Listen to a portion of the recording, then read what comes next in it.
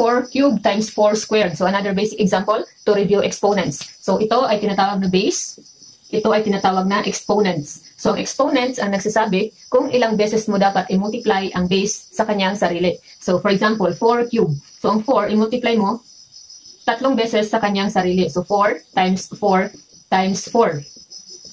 Times, dito, 2 beses, i-multiply ang 4 sa kanyang sarili. 4 times 4. So, 4 times 4 is 16, times 4, 64.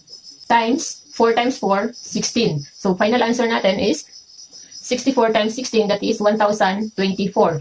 Pero, rule of exponent, kung parehas lang ang base, parehas silang 4 yung base, so pwede mo siyang i-simplify na pag ganito. So, 4, i-add mo ang dalawang exponent, so magiging 4 to the power of 5. Ibig sabihin, 5 beses mo i-multiply ang 4 sa kanyang sarili, which is, yan din yung ginawa natin dito, 1, 2, 3, 4, 5. So, yung rule of exponent kapag parehas ang base, same lang din yan kung gagawin mong pag ganito.